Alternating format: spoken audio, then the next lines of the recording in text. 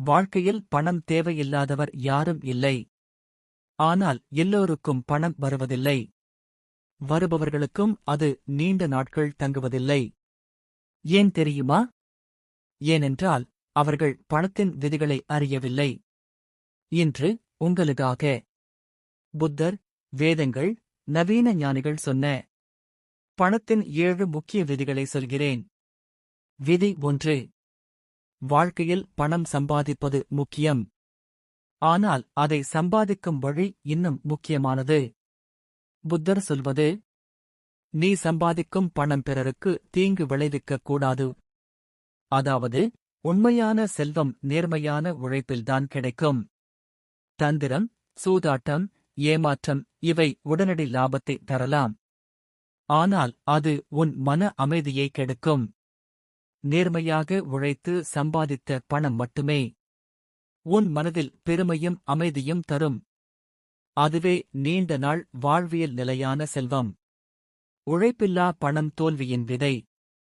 உழைப்புடன் வந்த பணம் ஆசீர்வாதத்தின் பழம். விதி 2. பணம் கையில் வந்த உடனே அதை முழுவதும் செலவழிக்காமல் முதலில் உனக்காக ஒரு பங்கினைச் சேமி. பெரும்பாலோர் செலவு செய்த பின் மீதமுள்ளதை சேமிக்கிறேன் என்று நினைக்கிறார்கள். ஆனால் உண்மையான செல்வந்தர்கள் இதை மாறாக செய்கிறார்கள். அவர்கள் முதலில் சேமித்துவிட்டு மீதமுள்ளதை மட்டுமே செலவிடுகிறார்கள். சிறிய தொகையாயினும் ஒவ்வொரு மாதமும் 10% சேமிப்பு செய்வது ஒரு பெரிய பாதுகாப்பை உருவாக்கும். அது உன் எதிர்காலம், குடும்பம் மற்றும் அவசர நேரத்தில் உனக்கே துணை நிற்கும். சேமிப்பு என்பது வெறும் பணம் அல்ல. அது உன் ஒழுக்கத்தின் பிரதிபலிப்பு.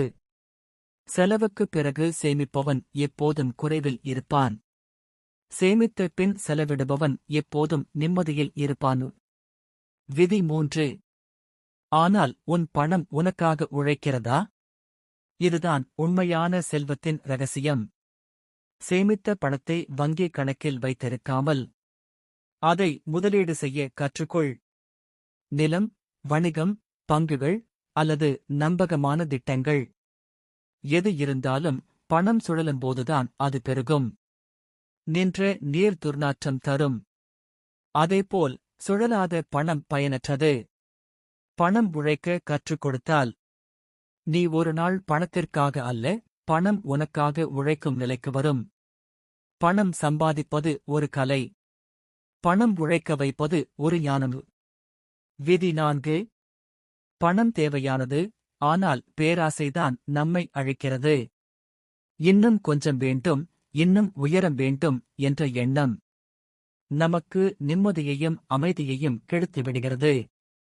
புத்தர் சொல்வது, பேராசை என்பது அடங்காத தீப்பொறி. அதை அணைக்காமல் வாழ முடியாது. அளவுக்கு மீறிய ஆசை மனதை அடிமையாக்கும். அது நம்மை திருப்தி இல்லாதவர்களாக மாற்றிவிடும். நமக்கு தேவையானது என்ன மற்றும் வெறும் விருப்பம் என்ன என்பதைக் கண்டறிந்து கொள்ளுதல்.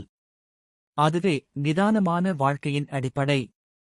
பணம் குவிப்பது இலக்கு அல்ல. அதை அறிவுடன் பயன்படுத்துவதுதான் ஞானம்.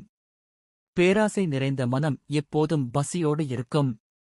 நன்றி நிறைந்த மனம் எப்போதும் செல்வந்தன். விதி 5.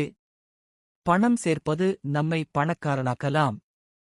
ஆனால் பகிர்வதுதான் நம்மை மனப்பூர்வமாக செல்வந்தனாக ஆக்கும். புத்தர் சொன்னார், தானம் என்பது செல்வத்தின் காவலன். நீ எவ்வளவு சம்பாதித்தாலும் அதிலிருந்து ஒரு சிறிய பகுதியை தானமாக அல்லது உதவியாக அளி. அது ஏழைகள், கல்வி, நோயாளிகள் அல்லது ஒரு நல்ல நோக்கத்திற்கு ஆகட்டும். அந்தச் செயல் உன் மனத்தில் நன்றி உணர்வை வளர்க்கும். பகிர்வது உன் மனதை மென்மையாக்கும். அது உன் வாழ்வில் ஆசீர்வாதங்களைக் கொண்டு வரும். பணம் தற்காலிகம், ஆனால் நல்ல மனசு நிரந்தரம். பகிர்ந்தால் பணம் குறையாது, அது பல மடங்கு பெருகும். பகிர்ந்தவனே உண்மையான பணக்காரன். வைத்திருப்பவன் வெறும் காவலன். விதி 6. கடன் என்பது ஒரு தற்கால நிவாரணம். ஆனால் நீண்ட காலத்தில் அது ஒரு சங்கிலி ஆகிவிடும். புத்தர் சொல்வது, கடன் கொண்டவன் அமைதியை இழக்கிறான். அமைதி இழந்தவன் வாழ்வையே இழக்கிறான். நாம் சில சமயம் தேவைக்காக கடன் எடுப்போம். ஆனால் அதை திருப்பிச் செலுத்த முடியாவிட்டால் அது மன அழுத்தம், பயம் மற்றும் அடிமைத்தனத்தை உருவாக்கும். எந்த விலையிலும் கடனில் வாழும் பழக்கத்தை விட்டுவிடு. முதலில் உழைப்பால் சம்பாதி. பிறகு உன் கனவுகளை நிறைவேற்று. கடனில்லாத மனம்தான் உண்மையான சுதந்திரம். அதுதான் வாழ்க்கையின் அமைதிக்கும் நிம்மதிக்கும் அடித்தளம். கடன் ஒரு நிழல் போல தோன்றும். ஆனால் அது நம்மை மெதுவாக விழுங்கும். விதி 7. பணம் சம்பாதிப்பது ஒரு திறமை. ஆனால் அதை காக்கவும் வளர்க்கவும் வேண்டும் என்றால் அறிவு தேவை. புத்தர் சொல்வது, அறிவில்லா செல்வம் கையில் நீர் வைத்தது போல். எப்போது வழியும் என்று அறிய முடியாது. உன் பணத்தை காப்பதற்கு நீ பொருளாதார அறிவை வளர்க்க வேண்டும்.